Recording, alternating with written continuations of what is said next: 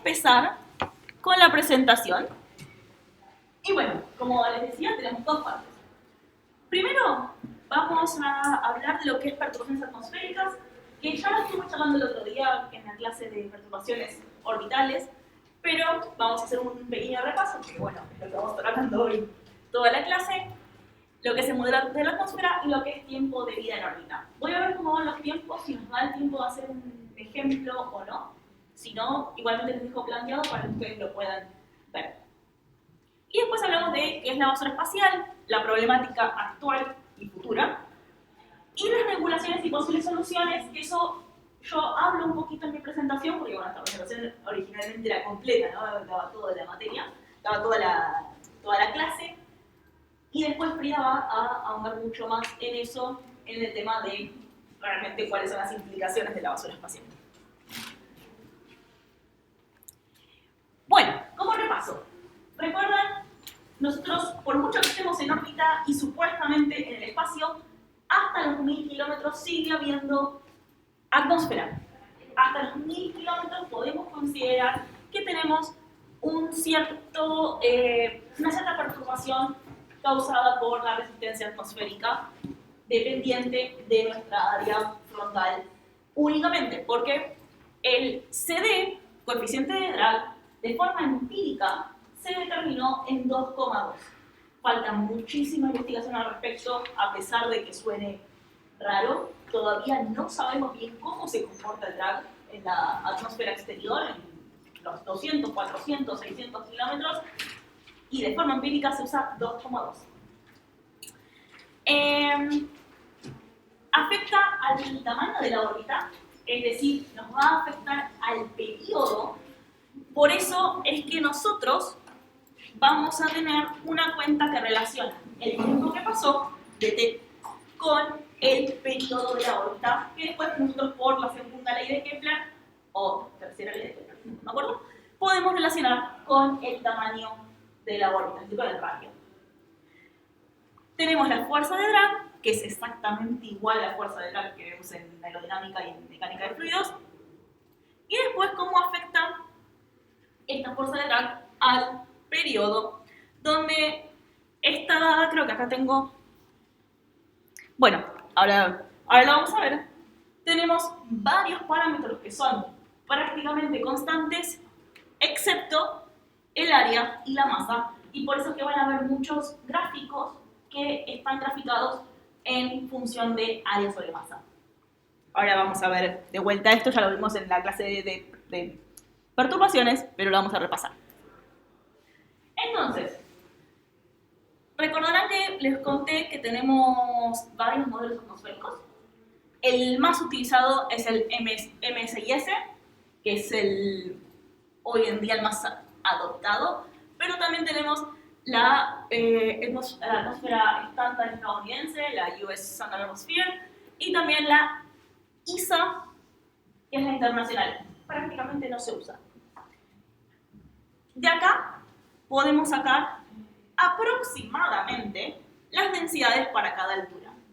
Y como verán, tiene una descendencia, o sea, tiene una curva exponencial. Desciende de forma exponencial la densidad a medida que va aumentando la altura. Esto lo que implica es que si uno hace esta cuenta, para una sola altura, tenemos una aproximación bastante burda. Es decir, acá habría que considerar que el ρ que la densidad va cambiando a medida que nosotros vayamos cayendo para poder tener una aproximación mucho mejor. Y de hecho, esta era la idea del ejemplo, que por ahora lo voy a pasar. Después, si tenemos tiempo al final de la clase, vuelvo a esto. Igual se los dejo, fíjense, tienen todos los datos para poder hacer la cuenta. Si ustedes hacen la cuenta de tiempo de vida en órbita con todos estos parámetros y solamente una altitud, y después lo comparan con gráficos que están como estos, que están en papers y publicados, fíjense ahí acá abajo y acá al costado tienen la referencia si lo quieren buscar, van a ver que difieren bastante. y de hecho eso Frida va a hablar después, del hecho de que no es tan fácil modelar de forma correcta el tiempo de vida en órbita de forma sencilla. Pero aún así, ustedes con esta cuenta pueden tener un límite superior, es decir, nada va a ser peor que esa cuenta. Es decir, si esta cuenta les da 10 años, saben que probablemente desorbite en mucho menos que 10 años, o por lo menos en menos de 10 años. Acá también les dejo marcados en 600 y 400 kilómetros cuánto sería la densidad atmosférica. Acá tenemos para 400 kilómetros 5 por 10 a la menos 12 y para 600 1 por 10 a la menos 14. Finalmente tenemos densidades bastante bajas, pero también el radio que aparece ahí, que es el que después maneja la velocidad básicamente del radio, el radio va a ser bastante grande, ¿no? Estamos hablando de casi 7 millones de metros. Bueno, entonces, recordamos, simplemente esto fue un repaso así veloz de lo que es tiempo de vida en órbita, la perturbación atmosférica, cómo se calcula el tiempo de vida y todo esto por el movimiento orbital. Pero lo que les quiero recordar es que tenemos esta limitación. Estos 25 años que establece NASA, que tenemos que desorbitar antes de eso. Eso hoy lo vamos a estar hablando más, el tema de la famosa ley de los 25 años, o regla de los 25 años. Y esa regla se da por lo que es la basura espacial. Esta es una imagen de un video que hizo la Agencia Espacial Europea. Paréntesis, la Agencia Espacial Europea tiene videos espectaculares, alguien les hace la producción, es buenísimo. Y uno de ellos muestra la problemática de la basura espacial. Y esta es una captura, fíjense que acá estamos a 35.786 kilómetros de altura en esta imagen, que es el cinturón de geoestacionario. Bueno, obviamente esto está amplificado, fíjense el tamaño de los satélites, esto no es así en la realidad, pero sí les da una buena visión de cómo está súper sobre, sí, tal cual saturado en las órbitas bajas, mientras que los demás bastante bien hasta que llegamos a Geo, que también está bastante saturado. Entonces, ¿qué definimos como basura espacial? ¿Qué es la basura espacial? Tenemos todo lo que sean naves no operativas. Digo naves en general porque pueden ser satélites, pueden ser cápsulas tripuladas, lo que sea, no importa. Todo lo que, o cápsulas de carga, todo lo que sea no operativo que esté en órbita es basura espacial. Partes desprendidas de lo que sea, partes desprendidas de satélites, de cohetes, todo. Por ejemplo, la segunda etapa de un cohete es una de las principales causas de contaminación en órbita baja, porque no regresan a menos que lo hagan regresar. Porque la segunda etapa, por definición, inserta al satélite en órbita. Entonces, por ende, la segunda etapa también está en órbita. Y a menos que hagamos una ignición de regreso, no va a desorbitar hasta tanto no haya tenido suficiente roce atmosférico como para desorbitar. Fragmentos de colisiones, Frida les va a mostrar una colisión muy conocida y el resultado de lo que pasó. Estaba diciendo que después vas a mostrar fragmentos de colisiones. Sí. Explosión o ruptura de un satélite suena bastante catastrófico, pero ha pasado. No hace falta que sea una explosión supermasiva, aunque se rompa una batería o algo por el estilo, pero así es suficiente para generar basura espacial. Y partículas, esto es quizás lo más ignorado, por así decirlo, todo lo que sea generado por erosión o por propulsión. Tanto la propulsión sólida como líquida no tienen combustión perfecta, no tienen un 100% de combustión, siempre quedan partículas flotando, es decir, partículas de líquido o partículas sólidas. Y eso también causa problemas. Ahora les voy a contar un poco más sobre el tema de los tamaños de la basura espacial. La cantidad de basura espacial va a estar influenciada por la actividad solar. Es decir, al principio, en los años 60, esto no se tenía en cuenta, el tema de que la actividad solar va a afectar cómo desorbita la basura espacial. Y de hecho, hay muchas cosas que se pensaban que iban a durar y terminaron reentrando.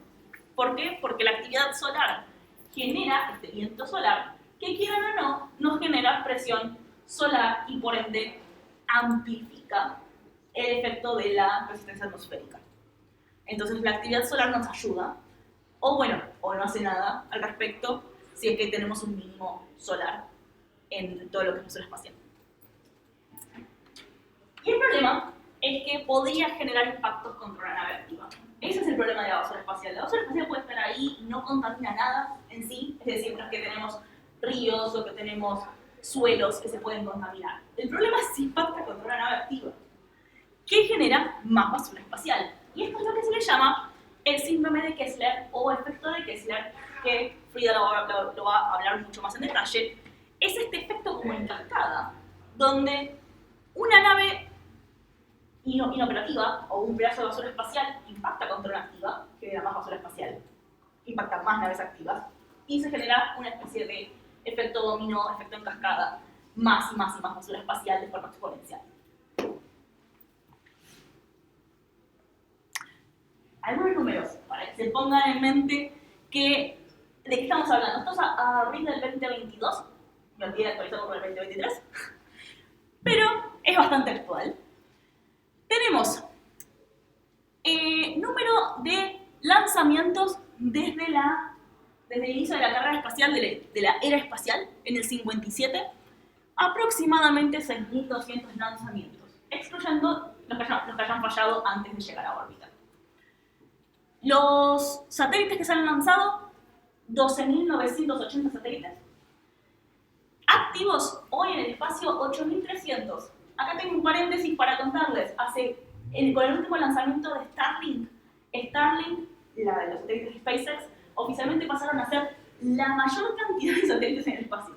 Es decir, hay más satélites de Starlink que cualquier otro satélite. Hay algo así como que había 8.500 en total, y supongan algo así como que 4.500 eran de ellos y 4.000 es todo el resto de los satélites.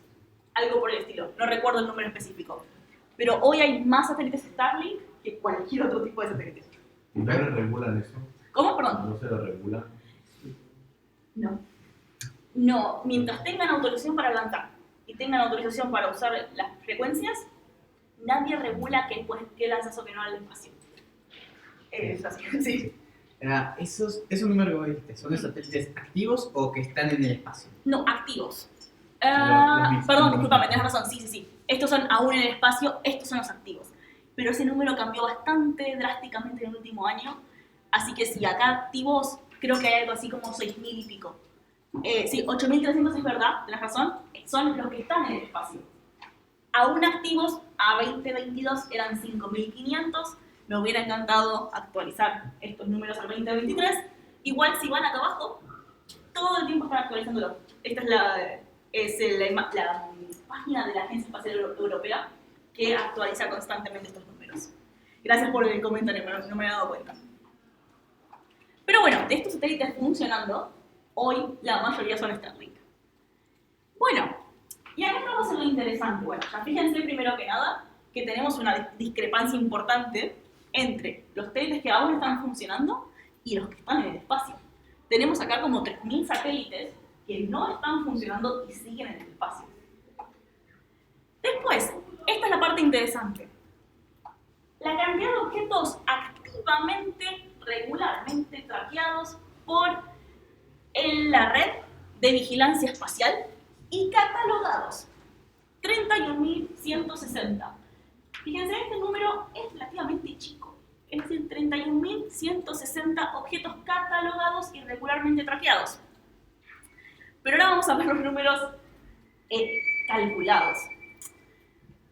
La cantidad de colisiones, rupturas, fallos, eventos que han resultado en basura espacial, más de 630. No es tan inusual que cosas fallen, que cosas exploten, que cosas choquen en el espacio generando más basura espacial. Más de 630. La masa total de satélites en el espacio, objetos en el espacio, 9.900 toneladas. O más mejor dicho. Ahora, no todos los objetos están catalogados. Hay muchos que están observados, se sabe que están, pero no fueron catalogados todavía. Y muchos fueron calculados por modelos. Es decir, sabiendo los que hay, bueno, ¿cuántos debería haber? Tenemos 36.500 objetos mayores a 10 centímetros. Fíjense, mayores a 10 centímetros deberían estar acá, regularmente traqueados. Y fíjense que tenemos ahí una discrepancia. Todavía hay objetos que no están catalogados, pero sí detectados. A partir de acá, empezamos con los modelos. A partir del centímetro para abajo, de los 10 centímetros para abajo. Tenemos 1 millón de objetos entre 1 y 10 centímetros y tenemos 130 millones de objetos entre 1 milímetro y 1 centímetro. Y creo que acá, si no me equivoco, un segundo. Bien. No estoy segura si más adelante lo tengo, así que se los voy a comentar ahora. ¿Por qué es tan importante esta diferencia? Un objeto de 10 centímetros o más te hace fallar el satélite. Es decir, no hay chance de que el satélite sobreviva a un impacto con un objeto de más de 10 centímetros. Pero nosotros, entre 1 y 10 centímetros, es básicamente una especie de... es una bala, básicamente, que puede hacer que falle el satélite si le pega al lugar correcto. Y después, entre 1 milímetro y 1 centímetro, puede llegar a hacer fallar subsistemas, instrumentos, que pueden o bien hacer fallar la misión, o pueden degradarla significativamente. Es decir, 10 centímetros, pérdida total. Entre 1 centímetro y 10 centímetros, pérdida probable o una pérdida significativa de la capacidad. Y entre 1 milímetro y 1 centímetro, estamos hablando de una probable pérdida parcial de la misión. Por eso es que hablamos tanto de los diferentes tamaños de basura espacial. Y quiero compararles con la primera vez que hice esta presentación, o que vi esta presentación, estos números, en enero de 2018. Fíjense cómo cambiaron los números. Mayores a 10 centímetros, en el 2018 había 29.000, hoy hay 34.000. Y después arrancamos con los modelos, así que acá hay unas diferencias. 750.000 objetos entre 1 centímetro y 10 centímetros en el 2018, 900.000 en el 2021, y hoy, en el 2022, bueno, 2022, no 2023, 1 millón. Es decir, mayores a 10 centímetros aumentaron un montón. Mayores a 1 centímetro aumentaron bastante. Pero menores a 1 centímetro, entre 1 milímetro y 1 centímetro, fueron fluctuando. Es decir, a veces más alto, a veces más bajo. Eso pasa porque los modelos van cambiando. Porque los modelos cambian, también cambia el momento de la época solar, entonces a veces hay más, a veces hay menos. Estos es donde menos información tenemos y más se está investigando. Y creo que lo último que les quiero decir, antes de hacer una pequeña pausa para que pregunten lo que quieran, es esto. Esto es el impacto de un objeto de 1 centímetro, centímetro, en un bloque macizo de aluminio a 24.500 km por hora, que es la velocidad orbital, 7 km por segundo. Fíjense que esto es un bloque de 18 centímetros, lo pueden imaginar, de aluminio, impactado por un objeto de 1 centímetro. Fíjense que es lo que yo les decía. Un objeto de 1 centímetro que impacta contra el satélite te puede hacer perder la misión. Es el pedazo de agujero que hizo.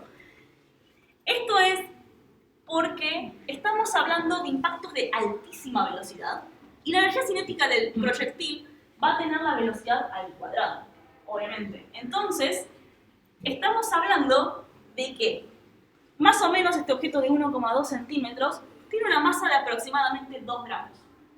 Con una masa de 2 gramos a una velocidad de 7 km por segundo, tenemos 49.000 joules de energía.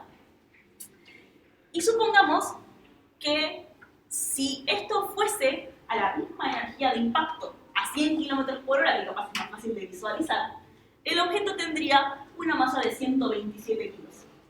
Es decir, ese objeto chiquito, impactando a velocidades orbitales, sería lo mismo que llevarse puesto a 100 km por hora algo de 127 kilos. Es mucho.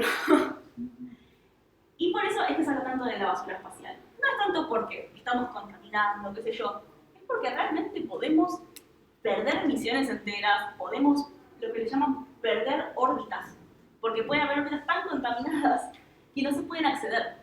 Podríamos tener problemas con los lanzamientos, si un lanzamiento se hace y justo impacta alguna basura espacial, un montón de cosas que por ahora no están pasando, porque por ahora tenemos bastante espacio, por mucho que se esté hablando mucho de la basura espacial, pero no es un escenario alocado en 20, 30, 40 años. Bueno, ¿hay una pregunta acá?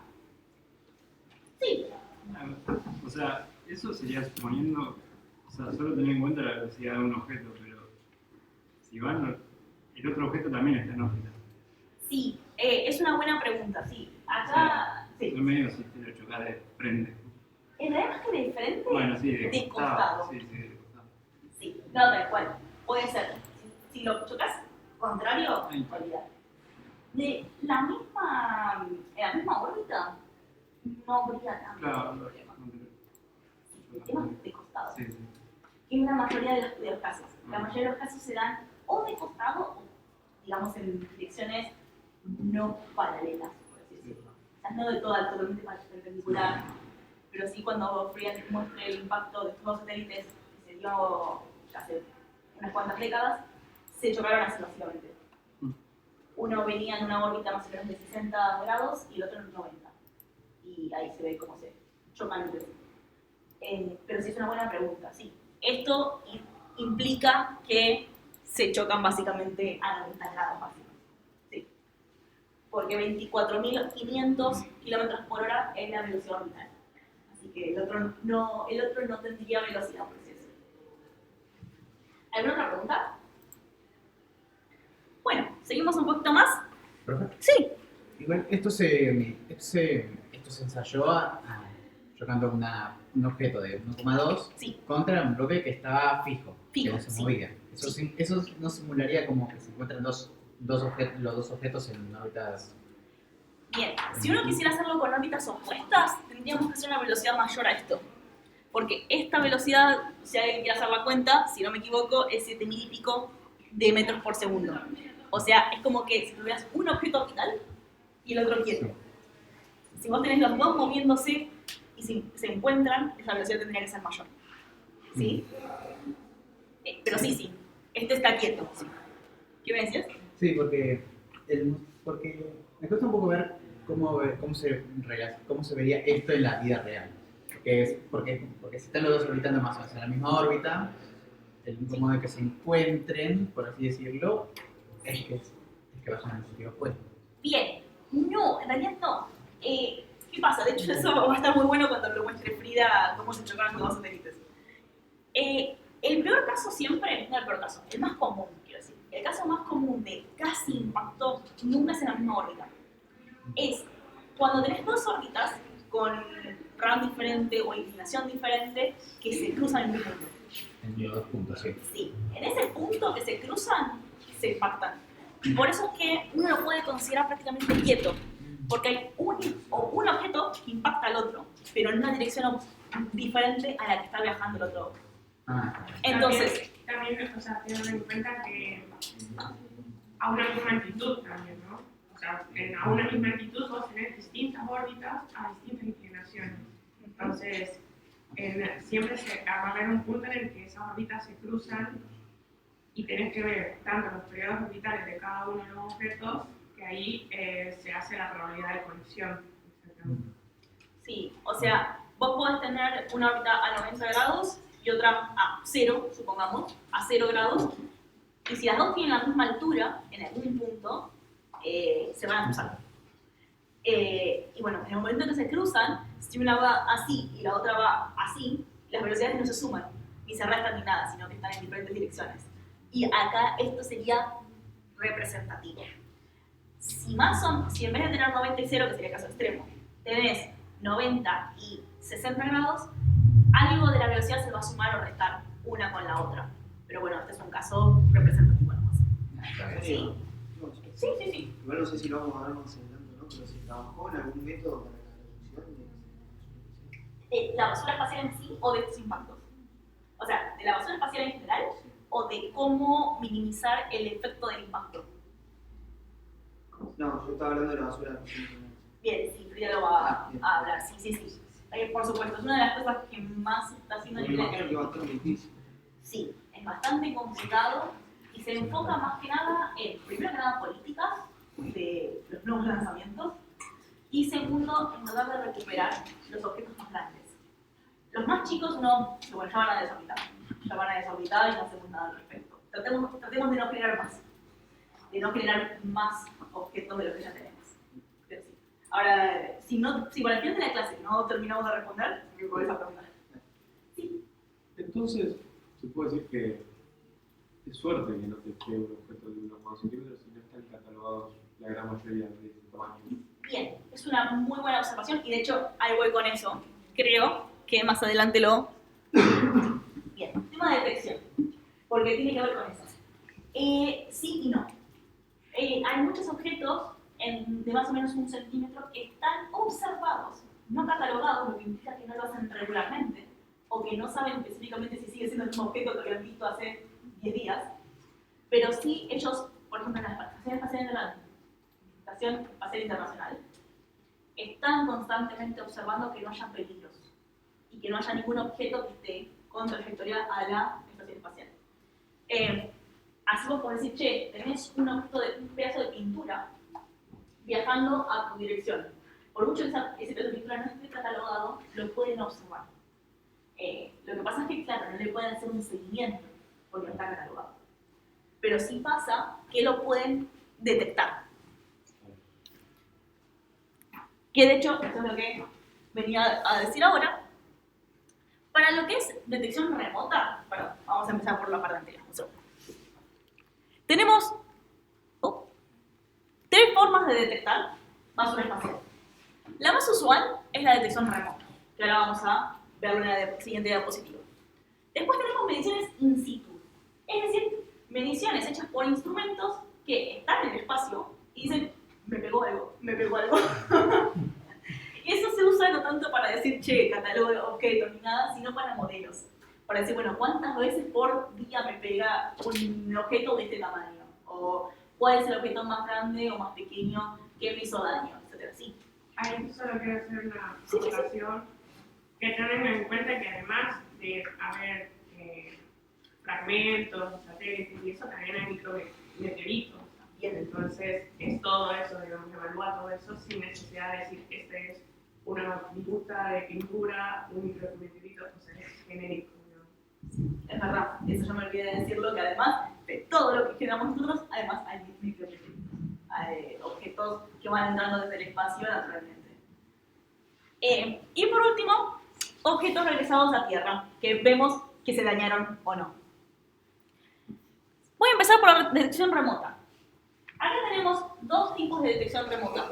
Primero que nada, radar, que es como se detectan los objetos en LEO, que acá lo tenemos, detectados por radar, y fíjense, acá tienen abajo el diámetro limitante, es decir, hasta cuándo podemos detectarlo, y según la altura también.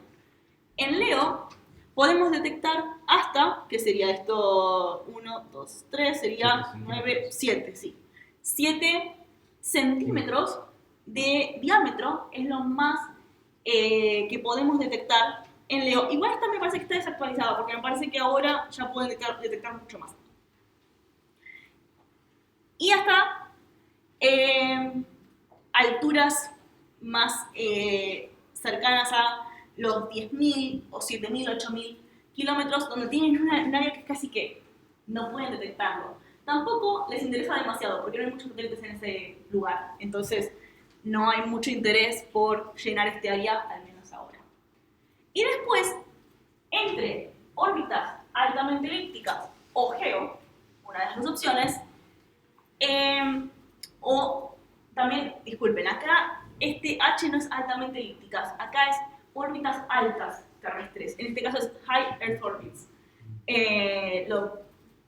A veces es medio confuso las nomenclaturas en el espacio. No es Leo, no es low, es high. Este no es Leo, este es Leo y este HEO es high. Exactamente. Bueno, desde Geo, desde HEO hasta Geo, lo hacen de forma óptica. Es decir, literalmente con telescopios ópticos. No están ni la mano haciéndolo, sino que tienen programas para detectar, obviamente. Y ahí pueden detectar también objetos de 9 centímetros para arriba. Los organismos encargados de esto son la red de vigilancia espacial, que está integrado por centros tanto de Estados Unidos como Rusia, Europa también tiene varios, pero también hay otros países involucrados. Y veces, lo que yo les decía, nos quedó un poco desactualizado. Se pueden detectar objetos hasta 3 milímetros, es decir, 3 milímetros o más. No sé qué años era esta imagen, me olvidé de cambiarla. Pero podemos detectar de 3 milímetros para arriba. Pero fíjense que ahora les voy a mostrar daños causados por objetos un poco más chicos. Ahora recuerden eso. Pero bueno, 3 milímetros es bastante considerable lo que podemos llegar a detectar. Esto es desde tierra. También tenemos formas de medir in situ, como les decía. Por ejemplo, la misión que está proponiendo JAXA, la Agencia Espacial Japonesa, en la Estación Espacial Internacional. Estos experimentos buscan detectar partículas debajo de 1 milímetro, que más que nada no causan tanto daño problemático o peligroso, sino más bien deterioran misiones, rompiendo pedacitos de panel solar, pedacitos de MLI, de bandas térmicas, etc. Y este experimento, como lo pueden ver, lo que hace es detecta cambios en la resistencia cuando se le hacen a objetos, cuando reciben un impacto. Fíjense, tienen perforaciones, que esto está conectado de lado a lado por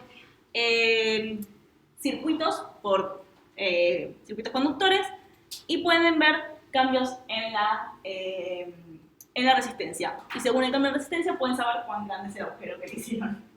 Entonces, esto es lo que yo les decía, que es un instrumento que dice, me pegaron, algo me impactó. Bueno, podemos hacer, fíjense, con este DH, este diámetro, podemos saber cuán grande era el objeto que impactó. ¿Hay una cosa acá? ¿No? Bueno, y la última, que yo tengo un par de imágenes, es objetos regresados a la Tierra. A ver, es obvio, ¿no? Si tenemos un transbordador espacial que fue y volvió, cualquier daño que tenga, uno puede explicarlo a través de basura espacial o micrometeoritos, que ahora van a ver, le llaman MMOD, Micrometeorite Orbital Debris. O sea, micrometeorito o basura espacial. El transbordador espacial es uno de los mejores ejemplos que tenemos porque está excelentemente documentado todo y además se hicieron 135 misiones. Entonces tenemos bastante información y creo que acá tengo algunos ejemplos de agujeros bastante importantes que le hicieron al transbordador espacial.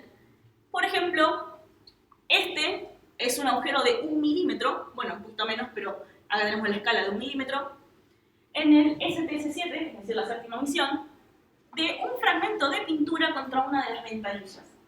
Supongo que, esto no lo leí, pero supongo que sabían que era un fragmento de pintura porque lo habrán encontrado restos por ahí.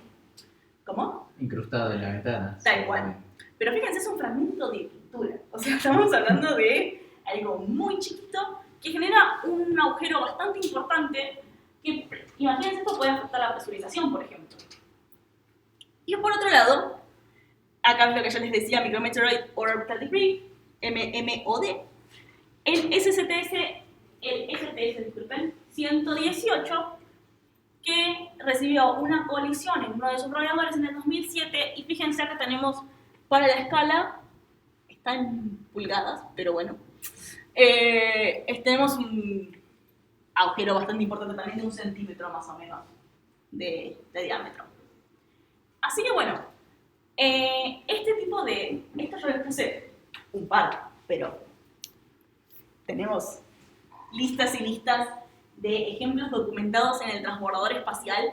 Les dejo ahí arriba por si lo quieren buscar, es un documento de la NASA oficial del 2001, obviamente no va a estar el del 2007, pero sí hay muchos ejemplos. Y fíjense, por ejemplo, acá en los radiadores tenemos el diámetro del daño y el diámetro estimado de la partícula que le impactó. Y por ejemplo, fíjense acá, tenemos un daño de 12 milímetros, es decir, 1,2 centímetros, y estiman que lo causó una partícula de 2 milímetros. Es decir, el agujero es significativamente mayor al diámetro de la partícula que le impactó. Hay algunos que saben qué es lo que lo generó, por ejemplo, este meteorito, o meteoro, no sé cómo sería en español, y otros que saben de qué material estaba hecha la basura espacial que los impactó. Así que bueno, acá tenemos algunos ejemplos reales del daño que genera la basura espacial o los restos, digamos, de materiales en el espacio. Y acá no me voy a meter mucho porque lo va a hablar más Frida, el tema de cómo lo mitigamos. Porque un poco, como decía Matías, a ver, ¿cómo haces para traer de vuelta o para limpiar el espacio? Es muy difícil. Entonces lo que se hace es se ponen regulaciones de mitigación. Algo interesante es que no hay regulaciones internacionales. No hay alguien que diga, gente, así se hace, así lo hacemos todos. Todos son regulaciones nacionales. Sí hay lineamientos publicados por el COPUOS o la NOSA en inglés, que es el Comité de las Naciones Unidas para el Uso Ultraterrestre, para el Uso Pacífico Ultraterrestre, no me acuerdo cómo se llama, pero no son vinculantes. No hay nada vinculante publicado, por ejemplo, por ISO. Todo esto está publicado por Estados Unidos, Europa y después países que tienen sus propios lineamientos como China o Rusia. En Estados Unidos y Europa hay un consenso bastante importante y tenemos a grandes rasgos las siguientes regulaciones.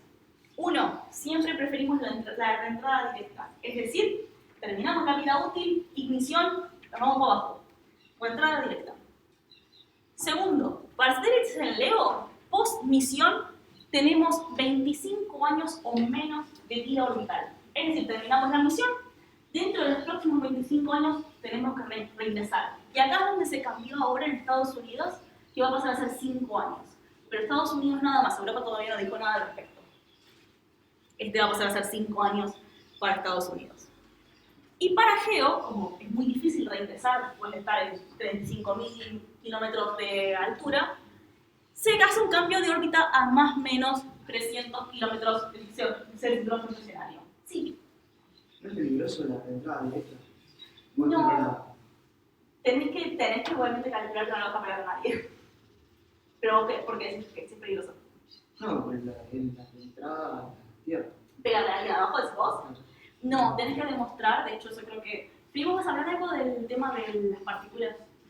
No, hablo de los que, más de los dos peligros que hubieron de las reentradas, de que no se llegaran a desintegrar. Bien, bueno, entonces te cuento que hoy NASA, y la ESA también, pero bueno, NASA lo tiene más específico, tenés que demostrar que tenés un riesgo de menor a no sé cuántas veces o sea, era así como una en 100.000, que haya una partícula suficientemente grande como para pegarle a alguien. O sea, tiene que desintegrar por completo en la atmósfera.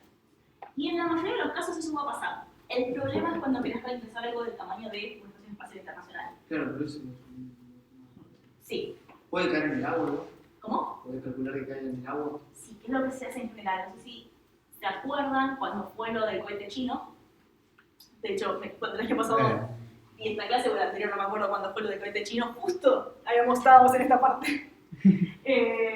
Lo del cohete chino que salió de control y no sabían dónde iba a caer. Podía caer en cualquier lado. Bueno, pero originalmente ese cohete estaba calculado para ingresar y caer en el océano Pacífico, Índico. Bueno, hay un parche debajo de India donde hay mucha agua. Es decir, hay mucho océano donde no hay tanto peligro y todos le apuntan ahí. Es como el lugar donde todo lo que sabemos que no se va a terminar de desintegrar tiene que apuntarle ahí. ¿Y cómo le apuntan? Saben dónde ingresar según la trayectoria que tienen para más o menos caer en ese punto. Eso es todo aerotermodinámica. Sí. Es una cuestión más de guiarlo que otra cosa, porque obviamente llega un punto donde perdés control del objeto. Entonces ya dejas de tener control sobre la trayectoria, tenés que calcularlo suficientemente bien con márgenes para caer. ¿Sí? ¿Alguna otra consulta? Sí. Cuando decís que van a cambiar a 5 años para Estados Unidos, Sí. ¿sería para la misión de Estados Unidos? Cualquiera que lance de Estados Unidos. Cualquiera que lance de Estados Unidos. Y hay 2 años desde que lo publicaron hasta que se va a tomar, o sea, desde que se publicó hasta que se va a aplicar. Se publicó en el 2022, así que hasta el 2024 teóricamente no hay impacto sobre ninguna misión. Incluso a partir de ahí todavía no está claro cómo se va a aplicar. Es decir, todavía no está legislado, está propuesto nomás. Así que me imagino que para este aniversario no debería ser un problema. Esperemos lanzar antes del 2024 que se aplique. ¿Alguna otra consulta? Bueno, yo acá tengo un video de un resumen general, pero bueno, esto lo voy a dejar que lo cuente Free.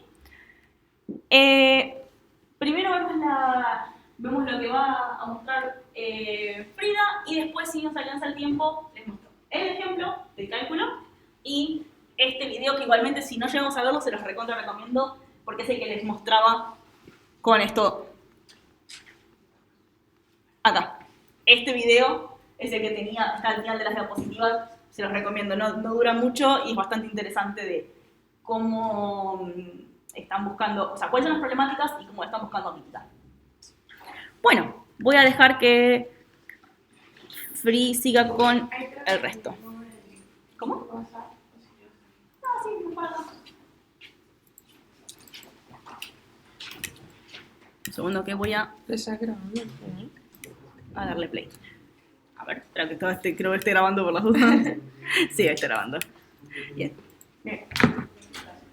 Bueno chicos, les voy a explicar un poco, como les decía Sonia, ese fue mi trabajo final, la evolución en perspectiva de los satélites terrestres y su impacto en la contaminación espacial. Así que nada, acá hablaba un poco de lo que se trataba un satélite. Ya sabemos que es todo objeto pues, en órbita y tienen distintas aplicaciones, los tipos de órbita, que eso también ya lo hemos visto. Y bueno, acá les quiero mostrar un poco de lo que se ve en el espacio. Acá claramente esos puntos no están a escala, pero es más que nada para identificarlos. Esta es la página en la que podemos encontrar en tiempo real todos los objetos catalogados. Vemos que los puntos rojos son satélites, los puntos azules son cohetes y los puntos grises son desechos. Y bueno, yo grabé un video navegando en la página y vamos viendo que a medida que nosotros ponemos el mouse en un punto, este nos dice, acá está el mouse, nos va diciendo qué parte o qué objeto es. Y nada, vemos cómo se distribuye y vemos cómo se forma una caparazón alrededor de la Tierra y cómo también tenemos la órbita geoestacionaria, llenísima de objetos también. No sé si se logra visualizar mejor. Ahí está. Vamos viendo cómo se va formando un anillo alrededor y tomen en cuenta que esta órbita es la geoestacionaria.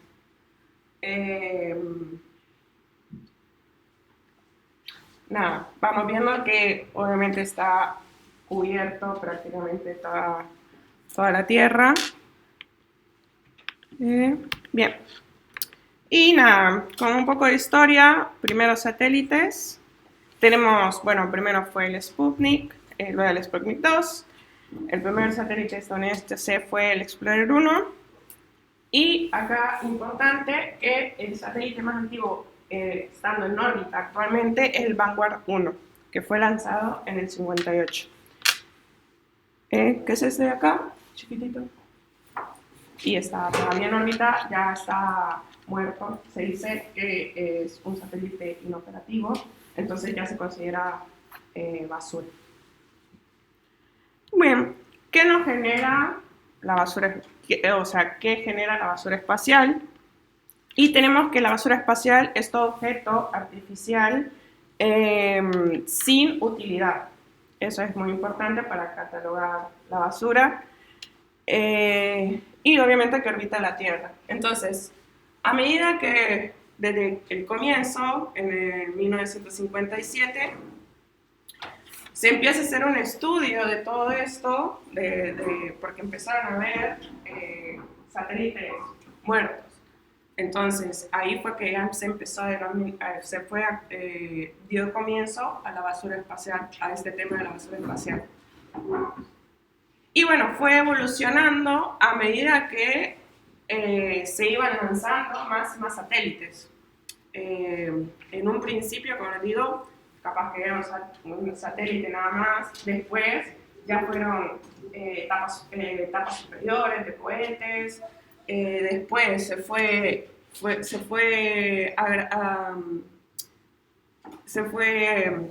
¿cómo se dice? Agregando la fragmentación de estas etapas superiores. Vemos que acá están catalogados los tipos de objetos y acá cómo va teniendo un crecimiento a medida que avanzan los años. Por ejemplo, acá lo de abajo sería objetos sin identificar. Lo verde sería objetos de cohetes relacionados a la misión.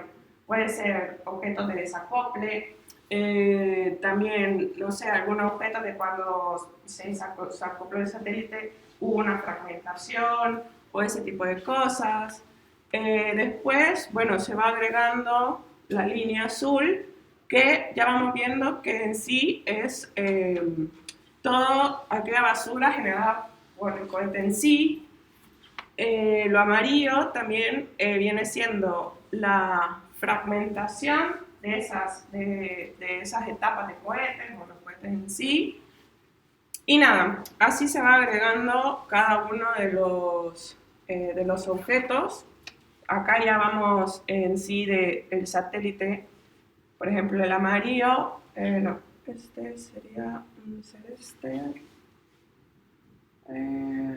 Acá este verde sería ya la fragmentación en sí del satélite.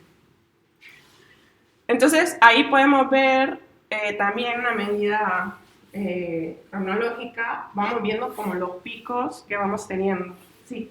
¿Los meteoritos se consideran basura espacial? No. Por más que tengan el mismo daño que la basura espacial.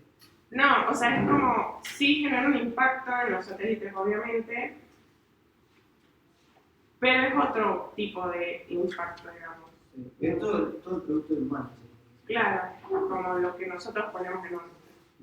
Además, un comentario, que estadísticamente hablando, hoy es más probable que te pegue un pedazo de basura espacial que un micrometeorito. Entonces, como el micrometeorito no lo podemos controlar, más allá de, bueno, lo que impacta el ciclo solar. El ciclo solar sí hace que cuando esté alto hay menos micrometeoritos y todo eso, es como que no vamos a hacer mucho respecto. Entonces, no se cataloga. Bien, y después, bueno, en 1960 ya se empieza a hablar el tema de la basura espacial, como les decía, y ahí también empezamos a hablar de las armas ASAT, que son unas armas anti-satélite, y bueno, son diseñadas para eso, para incapacitar o destruir los satélites con fines estratégicos. Esto es mucho política, todo este tema. Incluso también satélite en sí, sin que ver basura espacial, también es muy político. Así que nada, países que tienen programas SAT son China, Estados Unidos, Rusia, India, Israel. Y como ejemplo yo le doy Cosmos, estos 3 Cosmos, que ven que nos generan, o sea, la arma SAT se llama Cosmos 249 y tiene como objetivo destruir al Cosmos 248, que es un satélite. Por ejemplo, en este caso se generaron 110 fragmentos. Esas armas se utilizaron para destruir satélites ya identificados por su gobierno, por el ente que los lanzó, a fin de ponerle fin, digamos, a lo que el satélite estaba haciendo, a dejarlo inoperativo, y bueno, o no sé qué otros fines tendrán ellos, como les digo, es muy político, así que como que solamente esa gente sabe por qué lo hace, pero obviamente tiene un impacto, que es esto, se generan fragmentos. Y hago un comentario, nunca se usó a fines bélicos, excepto fue meramente prueba de poder. Nunca se usó de un país contra otro. Claro. O sea, el mismo país contra el mismo país para mostrar lo que podían hacer. Claro. ¿Y Nunca... es preferible tener 110 fragmentos? No, porque el satélite entero lo puedes traquear mucho mejor de lo que hablábamos hoy, ¿no? Entonces, el satélite entero lo puedes tener catalogado, traqueado, todo. Los 110 fragmentos los tenés que catalogar de vuelta, seguir de vuelta. Entonces, mejor tener uno gigante que teniendo bien chiquito. Y eso es otra cosa que me olvidé de mencionar, que los números que voy a dar de fragmentos solo son los catalogados. No sé, o sea, hay muchos más que no se han catalogado por tema de tamaño y otras cuestiones que, bueno, no se sabe realmente cuántos fragmentos se generaron.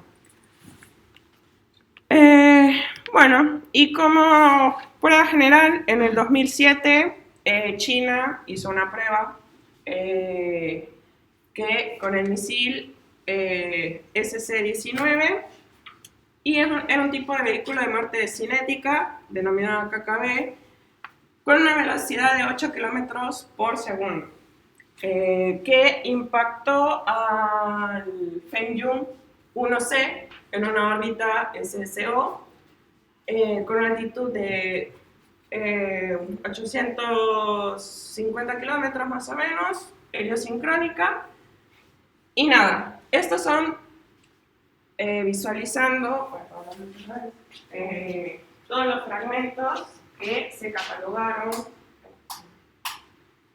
Y ahí vemos, esos son todas las órbitas de todos los fragmentos que se generaron por ese impacto.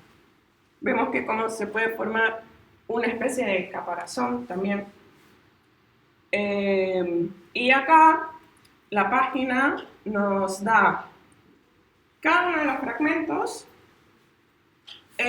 cuál fue el satélite, cuál es como el satélite original, digamos, porque quedó tipo un fragmento de satélite original. También nos muestra la etapa superior que lo puso en órbita, que también lo considera, o sea, se asocia y lo considera como un fragmento de basura del dicho satélite. Y nada, no sé si lograron ver bien el video. Así se los pongo de nuevo. Ahí está. Nada, ese sería, como les decía, son todas las órbitas de todos los objetos que se dieron a través de este impacto, catalogados. Acá vemos cómo se va formando la variación. También se puede ver la inclinación de la órbita y cómo estos fragmentos fueron cambiando de orientación debido al impacto. Y ese me parece que es... No. Okay. Me parece que es el otro original, ¿no? Sí, creo que ese estaba viendo, si era el original. Que me parece que sí, que es este. Claro, porque acá te dice Fengyun 1C y esta de DEB, que es debris, y te da el objeto original. Sí, este es el original, digamos. Esta órbita verde sería el original. Bueno, después de las armas pasadas, también tenemos como tema los satélites muertos ya en sí. Obviamente esos objetos están en órbita constante y es lo que hablábamos con Sonia, que existe una probabilidad de colisión. Esto era como muy fantasioso antes, como que la gente era como muy escéptica de que se iba, cómo era posible que se iba a dar una colisión entre satélites, pero pasó en el 2009 con el Iridium 33 y el Cosmos 2251. El Iridium estaba operativo y el Cosmos estaba inoperativo. Ven que en las órbitas, esta órbita era de 780 kilómetros, y el Cosmos de 800 kilómetros. Tenían una inclinación parecida también y bueno, eran grandes. El Iridium tenía más o menos 4 metros de largo y el Cosmos 2 metros también, eran como bastante grandes, así que colisionar, sí. Eso no se podría haber calculado, no sé ni cómo estaba calculado. Pero si más no, o sea, sí, pero si vos constantemente, o sea, imagínate, en esa época también era como que todo el mundo decía, no va a pasar, como que, y además si no le pones como medidas, ¿cómo decirte? Como que constantemente lo estás monitoreando para ver que no colisione, como que medio, es como medio queda ahí. Sí, acá lo que hace mucho, ya visto en 2009, pero en los últimos 10 años, bueno, ya fue los 15, pero por ahí, los últimos 10 años, cambió muchísimo todo. Cada vez hay más seguimiento de todo esto, pero la realidad es que IRID es una empresa privada estadounidense y hay alertas tipo de buena onda, por así decirlo, de la red de vigilancia. Che, mirá que tenés algo cerca de tu órbita, pero si vos no haces el seguimiento con tu propia empresa, nadie lo va a hacer por vos. Entonces, medio que acá es lo que pasó. O sea, no, sí, calculado, sí, pero... Y además ponerle que vos lo tenés operativo, pero ¿cómo sabes? O sea, si vos no tenés, no sé, una cámara, un sensor ni algo, ¿cómo sabes que te va a colisionar uno que está muerto? Es como, no sabes. Sí, o sea, vos podés hacer el seguimiento de todos los que estén muertos cerca de tu órbita y eso, pero sí es un trabajo bastante intensivo y en general lo hace la red de vigilancia.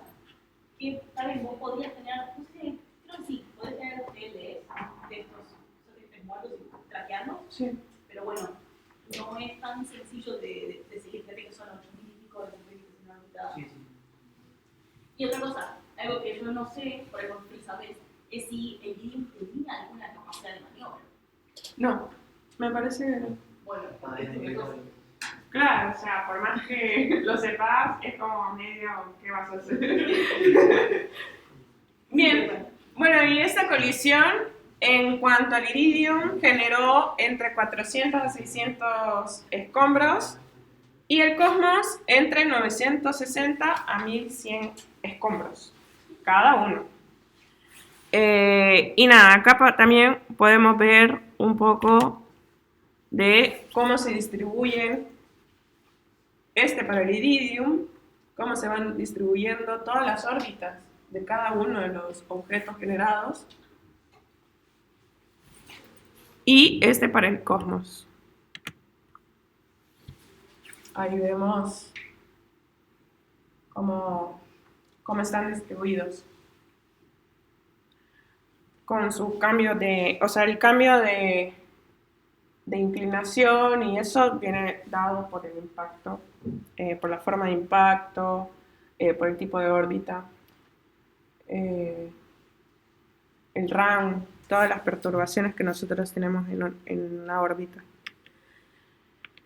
Bien, y acá podemos ver un poco de la totalidad de los dos, como de la sumatoria de los dos, y vemos que es bastante grande. Vemos también un poco la diferencia, como les decía, de las órbitas. Eso también, esos círculos modelan un poco mejor lo que es el RAN, el cambio del RAN. Vean que también son muy órbitas como muy heliosincrónicas, y también eso hace que se forme el tema de del caparazón, digamos. Eso se da en un rango de órbitas. Se concentra en un rango de órbitas. Sí, sí, Sí, como que cada órbita, por ejemplo, creo que ya en el 70, 80, Leo ya era considerado un basurero. Así, porque había mucho objeto que se consideraba basura. Y una vez que impactan dos, como ahora los roles tienen diferente masa, diferentes velocidades, diferentes que sea por el impacto y todo eso, el cambio de RAN va a ser diferente porque también va a ser diferente la perturbación atmosférica, todo. Entonces, de repente se va moviendo el abanico de la basura posible, porque al final está caparazón. Pero sí, además lo que sufrimos todos es un digo, es terrible la cantidad de basura que tiene. Bien. Estas imágenes de las órbitas de los escombros, ¿son de 2009 cuando colisionaron o son del 2021 cuando hiciste trabajo? Cuando hice el trabajo. Esos son, o sea, el tiempo, o sea, 2021. Bien, ¿qué otro objeto nos genera escombros? Como lo habíamos mencionado, las etapas finales de los cohetes lanzadores. Por ejemplo, tenemos unos cohetes Delta que se utilizaron muchísimo, que dio servicio desde 1960, y, o sea, imagínense, y se lanzaron más de 300 cohetes Delta, con una tasa de éxito del 95%, o sea, eran bastante buenos. Y bueno, hasta el 2020 permaneció en operación estos cohetes. Y nada, acá les doy ejemplos de los cohetes con algunas cargas útiles y cuántos escombros generó ese cohete. Porque hubieron algunas colisiones con sus etapas finales. Entonces, lo que les quiero decir es, el NOAA 3 se lanzó con un Delta 1. Este Delta 1, su etapa superior quedó en órbita cuando dejó en la respectiva órbita el NOAA 3 y estuvo orbitando. Colisionó, porque quedó libre, o sea, orbitando, colisionó y se generaron 200 escombros. Entonces, así con cada uno de estos ejemplos que les doy. Entonces, miren acá, o sea, son prácticamente 1000 escombros solo por estos estas 5 etapas superiores. Y acá, nada, también les muestro un poco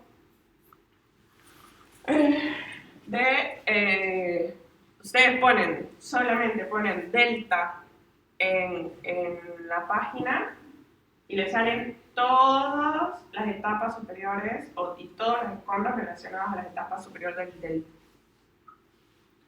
los cohetes delta. Nada, y ahí podemos ver también todo el rango de órbitas debido a esos escombros. Vemos acá también que ya son, no sé si logran ver que ya son distintos, ya es como un rango más grande de altitudes, hay unas órbitas más separadas que otras, eso es porque son distintas altitudes. Bien, y otros tipos de cohetes que se utilizaron bastante son el Atlas, el Ariane y las etrafas BRIS-M. El Atlas es estadounidense. Se inició desde el 57 y se hicieron alrededor de 600 lanzamientos desde la fecha de inicio, que son estas, y ahí vemos también que ya son otro tipo de órbitas, no necesariamente Leo, Los Ariane, bueno, los conocemos, son unos cohetes europeos que iniciaron en el 79 y se han hecho más o menos, bueno, hasta la 2021, 250 lanzamientos, y vemos que acá es más disperso. Es este, y las órbitas son más dispersas. Son órbitas a que ellos lanzaron, ¿no? Y los GRIS-M, bueno, son rusos y se utilizaron a partir de 1999 y se hicieron más o menos 104 lanzamientos. Y estos son también que es muy disperso las órbitas a las que lanzaron. Tengan en cuenta que, nada, algunos dicen debris y algunos dicen, o sea, no dicen debris, pero igual es basura porque son las etapas que ya no tienen utilidad. Bien, bueno, y ahora un poco los peligros que nos genera la basura, que eso es lo que nos venía hablando Sonia también. Tenemos el inventado efecto Kessler o efecto cascada, que fue propuesto por Donald Kessler desde el 1978. Entonces, tengan en cuenta que el primer satélite se lanzó en 1957. Y nada, nos dice que en un escenario teórico, en donde a medida que aumenta el número de satélites artificiales en órbita, también aumenta la probabilidad de colisiones entre satélites. Estas colisiones producirán fragmentos en órbita, lo que provocará el crecimiento de un cinturón de escombros alrededor de la Tierra. Y nada, como les decía, la gente estaba, cuando él lo propuso, estaba re escéptica de que esto iba a ocurrir, recién que no iba a pasar, que era muy poco probable y que iban a pasar muchos años para que esto se diera. 2009 pasó.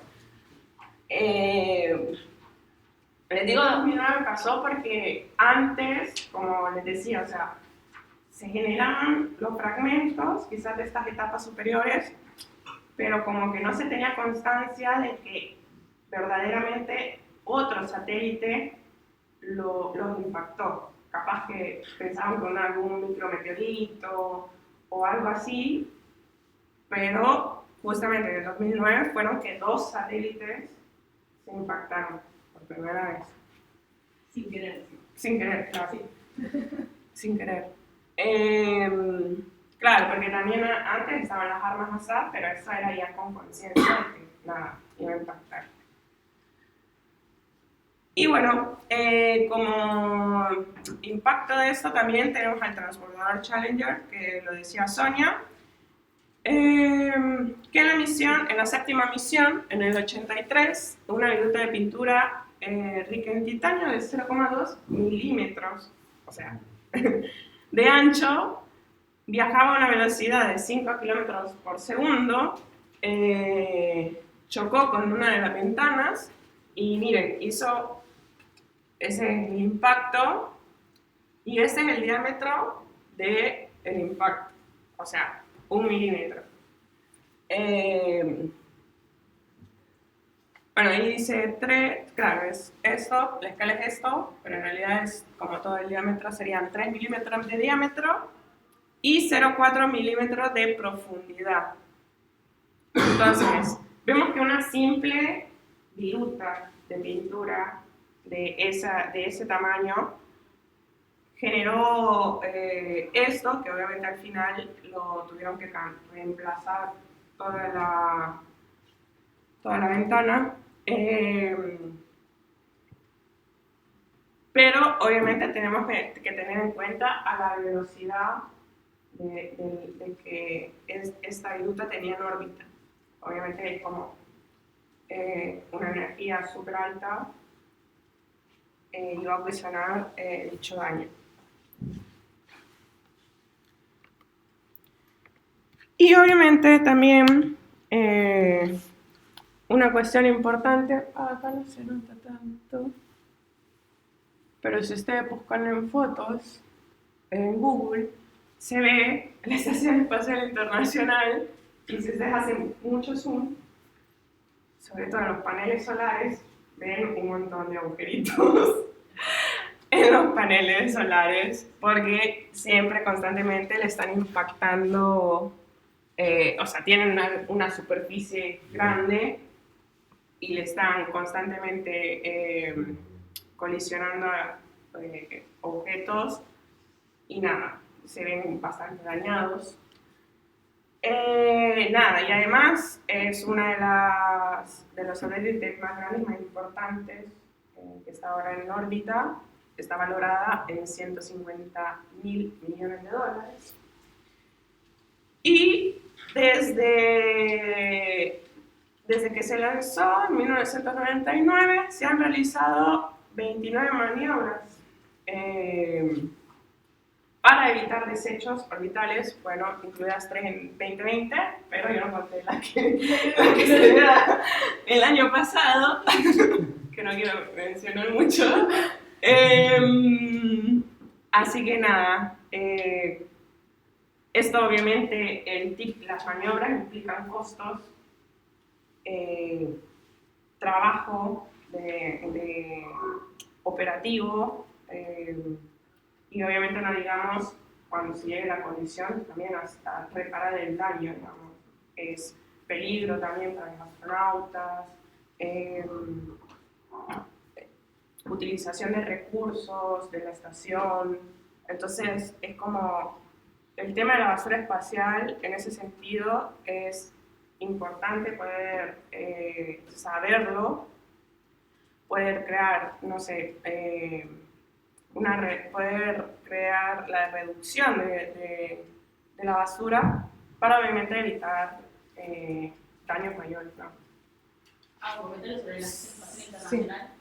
Además, ya bien, uno lo puede culpar, digamos, a los procedimientos bastante extremos limitando riesgos de la NASA, pero cada vez que hay un impacto con una cierta probabilidad alta hay una basura espacial que se acerca con una probabilidad alta de impacto, además de la maniobra que tienen que hacer, los astronautas tienen que ir a sus respectivas cápsulas por las dudas de que sean impactados.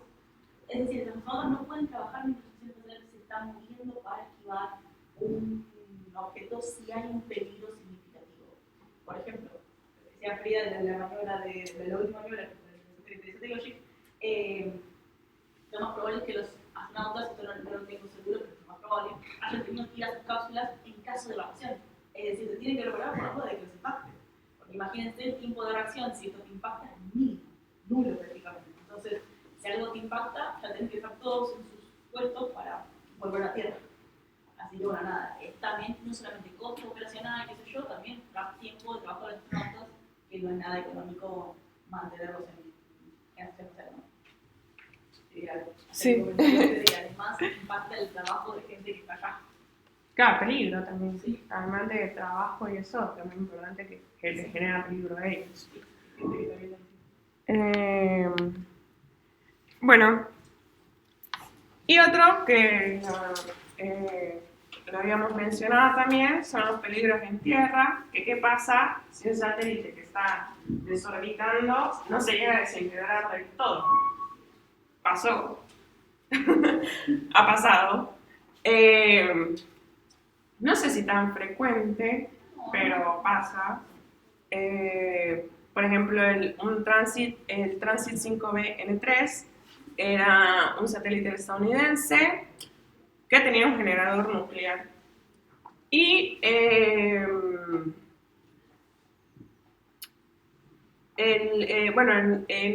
no puse la fecha. Bueno, el tema es que no alcanzó la velocidad orbital, y volvió a impactar, o sea, se lanzó, pero no alcanzó a orbitar porque no alcanzó la velocidad a orbitar, entonces lo lanzaron y fue como reingresó y liberó alrededor de 17.000 curies de plutonio 238, triplicando la abundancia de ese isótopo en la atmósfera. Fue en el 64. ¿Cómo? En el 64. En 1964, bueno, fue que pasó esto.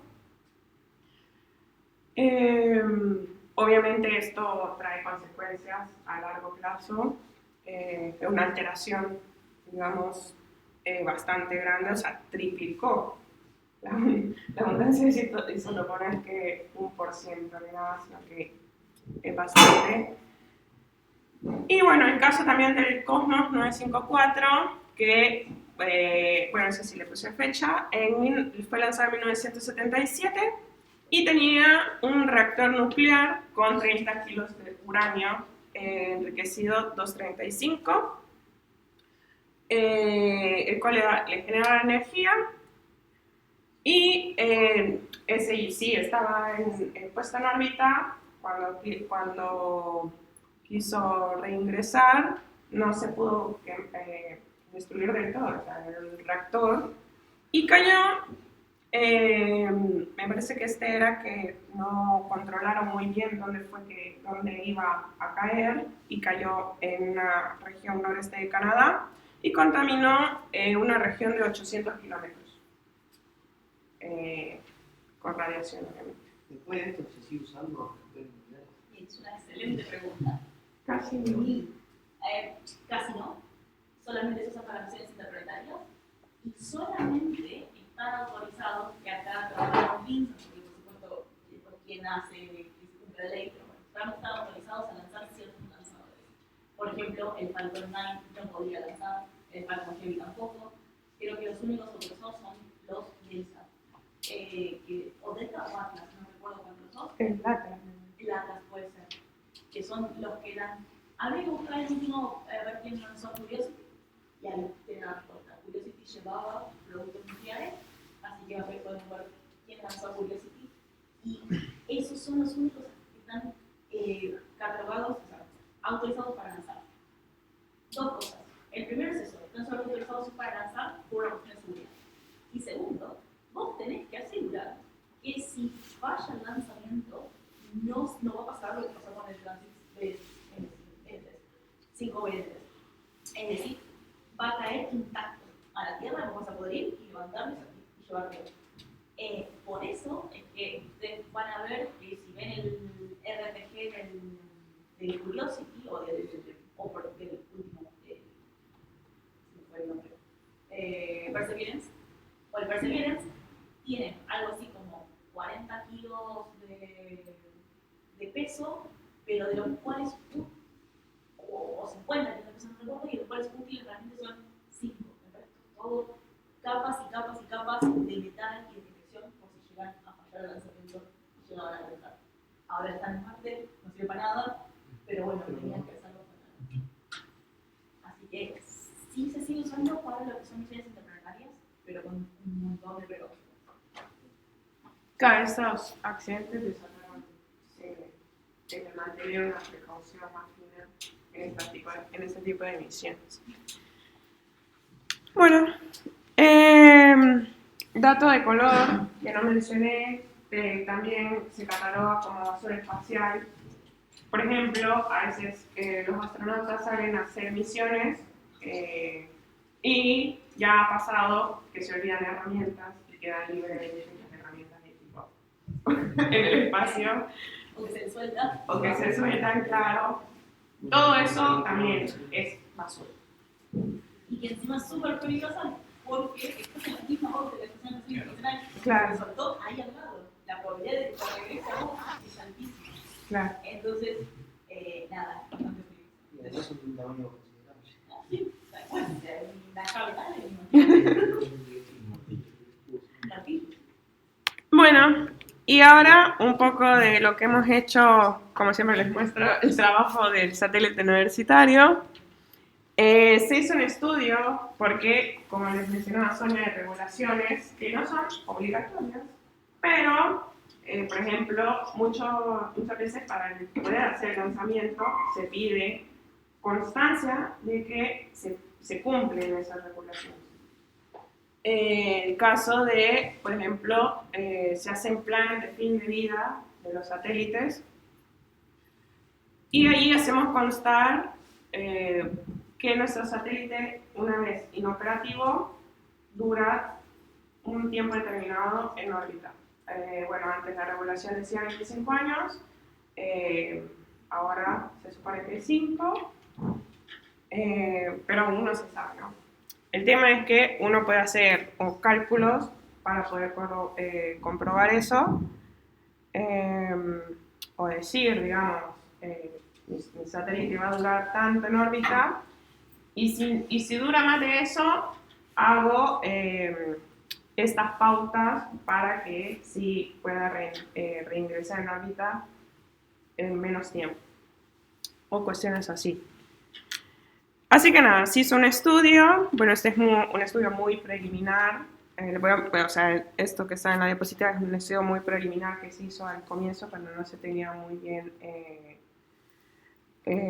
las características del satélite y el tipo de órbita, pero les voy a mostrar nada, un poco de los resultados. Al principio hicimos unos cálculos por MATLAB para calcular la vida orbital, antes de descubrir que GMAT nos podía ayudar. Y nada, antes, como les decía Sonia, nosotros para la vida orbital lo podemos entablar mediante teoría de flujo continuo, tomando en cuenta la resistencia, ¿no? Eso es lo que, sí, la resistencia atmosférica es lo que nos hace desorbitar. Entonces, se hicieron estudios para distintos CubeSat con distintas masas y distintas orientaciones, que eso es lo que nos va variando el área y el coeficiente de Drake. No sé cómo hacer. Sí. Sí, se toma siempre 2,2. En principio, al principio de todo el estudio no estábamos tomando coeficientes variables, como más superamos un poco continuo, y después nos dimos cuenta que era siempre 2,2. Así que no sé si ustedes tomaban en cuenta el flujo según lo que correspondía, ¿no? El CD. Yo igualmente siempre usé una correlación, tanto para los cálculos de MATLAB, para GMAT y otro programa que les voy a mencionar ahora, siempre traté de hacer una correlación con la geometría. O sea, iba variando el área, la masa y el coeficiente de fricción. Con la Porque- base de mecánica del fluido. Claro, porque o sea, vos tenés la teoría, pero como que obviamente intuitivamente vos sabés que el CD no es siempre lo mismo para toda la geometría. Entonces, como que iba variando eso para tener como, igual el que iba a ser, no es tanto el cambio, pero lo iba haciendo para cada uno de los casos. Sí, igual en acá lo que más importa es que el área frontal también. Claro. El área frontal, fíjate que según la orientación que sea, el área cambia muchísimo. Sí, además también en este caso que es un CubeSat, que es fácil, digamos, no sé, el Iridium que era re complicado, es más difícil de saber cuál es el área frontal y eso. Pero no se ve bastante parecido en todos. Claro. Bueno, y acá vemos un poco los resultados. Vamos variando la órbita inicial de 400 y 600 kilómetros, los CubeSat de 2 unidades, de 3 unidades y la otra dispositiva de 6 unidades, y las distintas masas que tenemos. Probamos de 0.5 kilos, 1 kilo, 2 kilos, 5 kilos, hasta 10 kilos. Obviamente, cada uno de los CubeSat tiene su tope máximo de masa, pero se hizo el estudio genérico para todo. O sea, como que diciendo, bueno, en un CubeSat de 2 unidades, que pese 10 kilos, pero sabemos que no va a poder pesar 10 kilos. Y nada, esos fueron un poco los resultados que nos generaron. Se los paso muy bien por encima porque después les digo que no son esos. Y acá, bueno, para 6 kilos y distintas orientaciones. Y nada, vemos que la vida orbital es una función de la densidad atmosférica y los coeficientes de fricción, y además que cuanta más masa por unidad de área del objeto, menos va a reaccionar al drag. Y acá un poco les muestro los resultados previos comparados con los resultados obtenidos por un programa también de la NASA que se llama DAS, D-A-S, que es libre también igual que GMAT, pero con la única diferencia que vos tenés que tener como una credencial de la NASA, vos tenés que loguear como con un mail de la NASA y ellos te lo dan. Lo tenés que solicitar, no es como el GMAT que vas, lo descargas y te lo dan así, digamos. En este no, te tenés que hacer una cuenta, claro. Y ellos como que te evalúan si te lo dan o no. No sé. Medio no entendí cómo a mí me lo dieron, pero bueno, no sé. Es que a nosotros nos pasa mucho esto, a nosotros enseguida nos dan licencias estudiantiles, licencias académicas, investigación, porque como somos Universidad Nacional es fácil. Es decir, si sos UBA, UNLP, Córdoba y todas las grandes universidades de Argentina te lo van a dar. El tema es si sos una universidad chiquita o alguien independiente, ahí es más difícil que te lo den. Pero sí, básicamente, Frida se registró, hola, soy la responsable de esto, soy de la Universidad de La Plata, quiero una licencia. Y se da. Bien, y acá este programa lo que tiene interesante es que justamente es para desechos orbitales meramente. Acá nos dicen cuánta probabilidad de colisión tenemos con otros objetos, cuánto tiempo, nos puede decir en cuánto tiempo desorbitamos, probabilidad de impactos, si cumplimos todos los estándares que tiene Estados Unidos, solo metiéndole las características, igual tiene que ser como muy detallado, las características de nuestra órbita, las características de los materiales de nuestro satélite, las dimensiones y nada, vas como rellenando todo lo que te pide y te hace el estudio. Así que está bueno. Y nada, ven que, bueno, en un principio, por ejemplo, para un CubeSat de 3 unidades, con la orientación denominada 1 y una órbita de 400 kilómetros, nos da 1,1 y luego con el DAS nos dio menos de un año. O sea, no hay mucha diferencia, pero si nosotros ya queremos una órbita más grande, o sea, más alta, digo, ahí sí notamos una gran diferencia, porque en los cálculos, bueno, nos dieron 63 años y con el programa nos dieron 14 años. Entonces, nada, obviamente es un programa ya diseñado a de tener otras consideraciones de perturbación. O sea, en sí, considera ya las perturbaciones, nosotros en los cálculos fue puramente el drag. No tiene modelo de atmósfera ni nada de eso, entonces eso es lo que también hace que sea más fino el programa. Y bueno, un poco para terminar la regulación. Estados Unidos, como siempre, bueno, fue el primer país en crear políticas de mitigación de desechos y poder generar conciencia. Y busca formas también de hacer cooperación con otros países. Y bueno, a partir de esto, o sea, nosotros acá tenemos un cronograma de cómo se fueron dando todas estas regulaciones y mitigaciones y guías y políticas. Todo esto es como muy de abogados, porque es así, la verdad. Pero cómo se fueron dando. En sí, el primero fue el gobierno de Estados Unidos que quiso regular.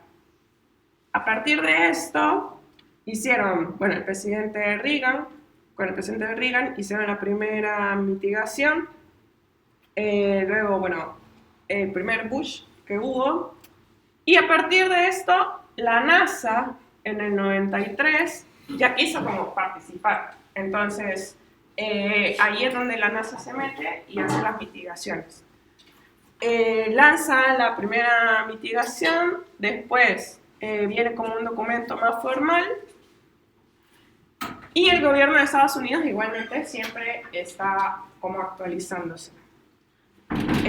A partir de el NSC 1740 surge como otro documento, hoy sí, del gobierno más formal, más estándar, digamos, en el 2001, y además tenemos ya la cooperación internacional.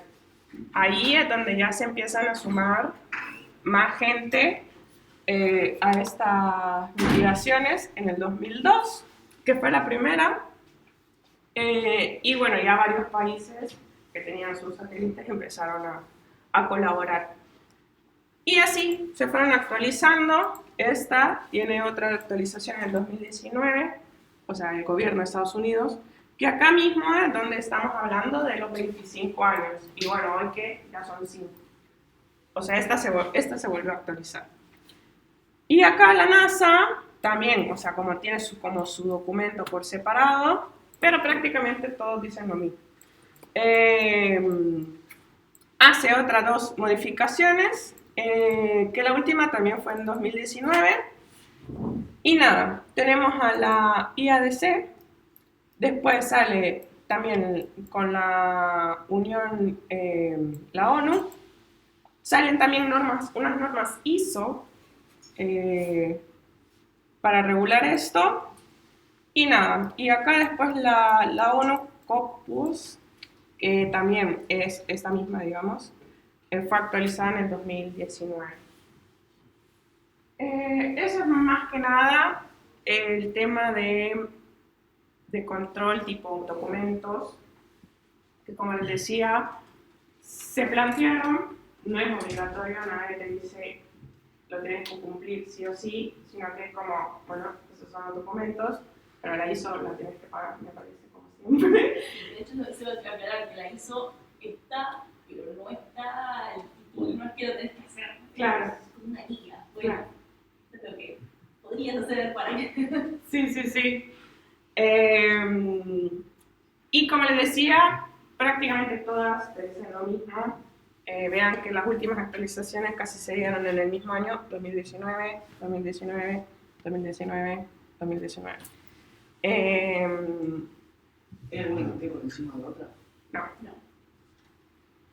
A lo sumo es eso que, bueno, si vos lanzás en Estados Unidos, obviamente tenés que cumplir en Estados Unidos. Pero después no hay más nada, digamos. De hecho, la última esta de los 5 años, por ahora, es de Estados Unidos. Y si no me equivoco, es un documento de policy, está diferenciado policy de awareness, es de policy, si no me equivoco, que salió en el 2022, que fue el año pasado, pero todavía ahí no está porque fue el 2021. Y ni siquiera sé exactamente si ya está aceptado o no el tema de los 5 años. No, o sea, yo creo que está como en revisión, según entiendo. Porque tengan en cuenta que hay, están las como políticas y están las prácticas. O sea, son cosas muy diferentes. Que en sí las prácticas es como que te sugieren, ¿no?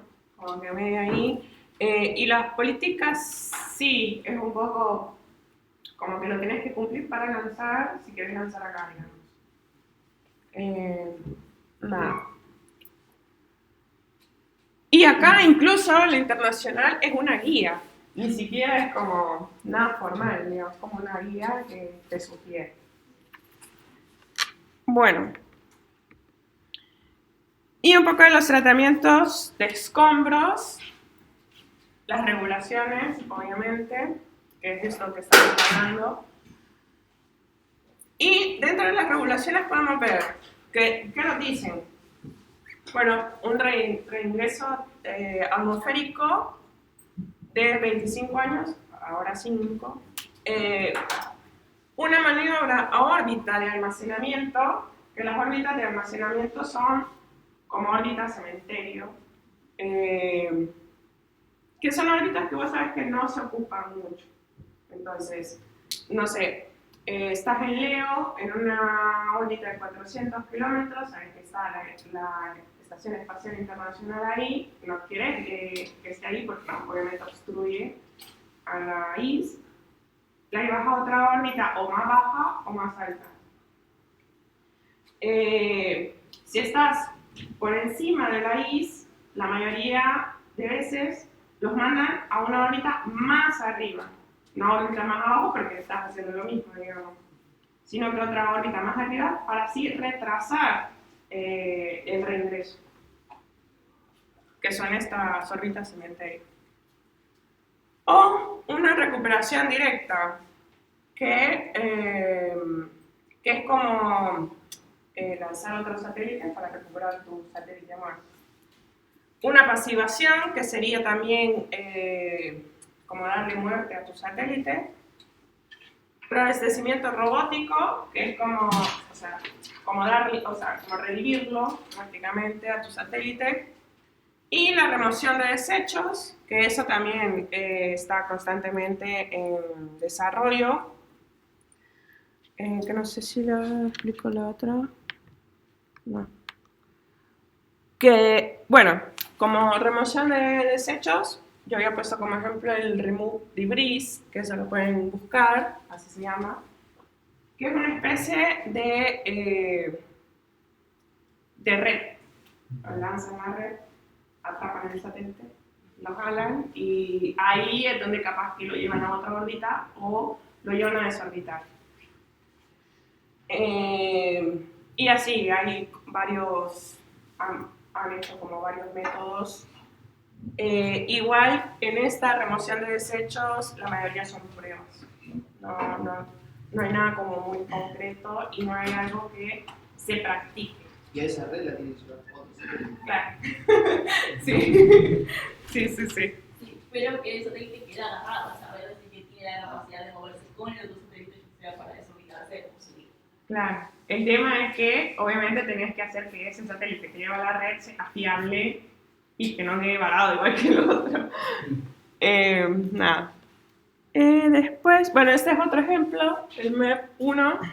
Este es para reabastecer. Y el Boeing X-37 es para... ese era para... recuperación directa. Un paréntesis, recuperación directa puede ser tanto ir a buscar el satélite y volver a traer, que ha pasado, el transbordador espacial ha ido a buscar el satélite y lo ha traído, o si no, directamente diseñar tu sistema para que pueda reempezar y volver, como el transbordador espacial o el X. Y bueno, tratamientos de escombros a futuro. Se propone una tarifa de uso orbital, es decir, tenés que pagar para poder hacer uso del espacio, que no estaría tan mal. O sea, estos tratamientos no están empleados, son ideas, digamos, que se están evaluando. O sea, son ideas que ya se han charlado internacionalmente. ¿Sí? En ese caso, ¿a quién te pagarían? Muy buena pregunta. Muy buena pregunta. Se supone, o sea, lo que quieren hacer es, dependencia del país, poner como una multa. Y también a nivel internacional. O sea, vos tenés la ONU, ¿no? Que también vemos que también tiene las guidelines. Entonces, se tiene que llegar como a un acuerdo, pero como te digo, es todo planteado, no es que, o sea, ahora no, se ha charlado, pero no llegan a nada, porque obviamente hay mucho interés político pero a mí no me parece tan mala idea, la verdad, porque sería una buena forma de regular, porque es como, no sé, como los autos.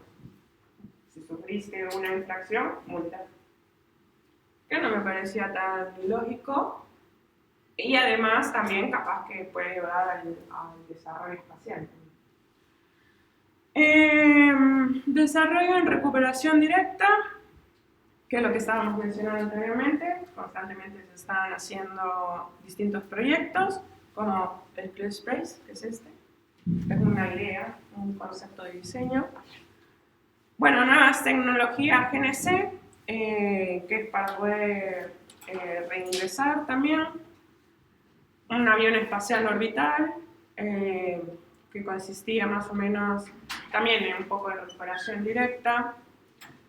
La remoción de satélites, considerando el uso de otros satélites, el uso de telescopios, que también, si uno tiene un telescopio y tiene un láser con bastante potencia, vos podés, con ese láser, hacer que la actitud, o ¿cómo sería? Que se vaya modificando la actitud del satélite y así poder hacerlo desorbitar. Si no me equivoco, ya se ha probado. Y los métodos de encuentro y captura, que también es un poco de la emoción directa de los satélites.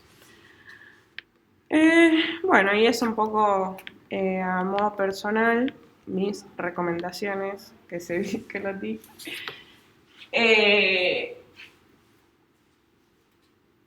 Proponer más colaboración internacional, porque creo que es muy importante, porque siempre va a haber algo de por medio. Entonces, obviamente para evitar toda la basura, no tiene que ser, yo lanzo aquí, yo lanzo allá, y nadie se entera, sino que obviamente tiene que haber comunicación y colaboración.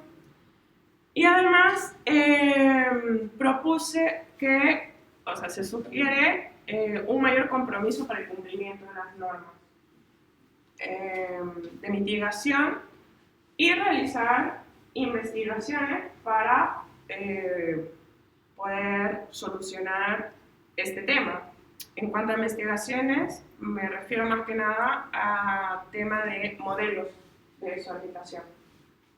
Como les decía, nosotros nos basamos en un modelo continuo de flujo, pero sabemos que no es modelo continuo, porque arriba tenemos radiación solar, tenemos viento solar, que esos son iones, son gases, no es aire, ¿no? Entonces pero a pesar de saber todo eso, lo modelamos como aire, como que fuera un flujo de aire, y obviamente esa nos da cierta incertidumbre porque no tenemos en cuenta todos los factores reales que tenemos en la atmósfera. Así que nada, sugiero eso. También, bueno, se recomienda la creación de un código espacial, tipo ya un poco más de leyes, así como el código aeronáutico. Tenemos, uno sabe que tiene un avión, no puede pasar cuando pase el otro avión, como que tener un mayor control, ¿no? del tráfico espacial, digamos. Nada, y también leyes o políticas de control, monitoreo de supervisión, normas,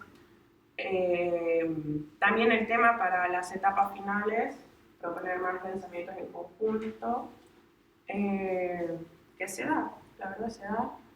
Limitar también los lanzamientos de satélites, no es que a diestra y siniestra, y esto es como, me enoja mucho porque sabemos que hay ciertas empresas, personas, entes que lanzan a diestra y siniestra, que dicen con un objetivo, pero ¿qué tanto? ¿No? Es como no vas a poner 1 millón de satélites cuando sabes que ya está llenísimo de 1 millón de satélites. Y además, nada, lo que mencionaba anteriormente, un estudio detallado de la vida, un estudio detallado de la vida útil del satélite. Porque vos lanzás y muchas veces no se tiene bien en claro cuánto va a durar tu satélite, porque muchas veces son pruebas. Entonces, como decir, no, mi satélite va a servir para esto y va a durar esto. Va a servir para esto y bueno, dure lo que dure. No, sino que ser como más consciente en eso. Y de que de verdad va a ser como para un bien, digamos, común. No solo lanzar por lanzar. Así que nada, esas son, como les decía, mis recomendaciones personales cuando hice el trabajo. Así que nada, eso. Bueno, no sé si quedan 5 minutos, si tienen alguna pregunta más. Es un tema que da para mucho, es un tema que da para largo, pero no sé si tienen alguna otra pregunta. Si no, quedamos hasta acá. Espero que les haya sido interesante. ¿Estamos? Bueno, entonces mañana vamos a estar hablando de consideraciones para misiones interplanetarias, o en realidad yo lo había llamado originalmente para misiones de ciencias planetarias, es decir, para todo lo que es investigación científica en otros planetas. Así que bueno, mañana vamos a hablar de eso y ya la próxima semana volvemos al ruedo.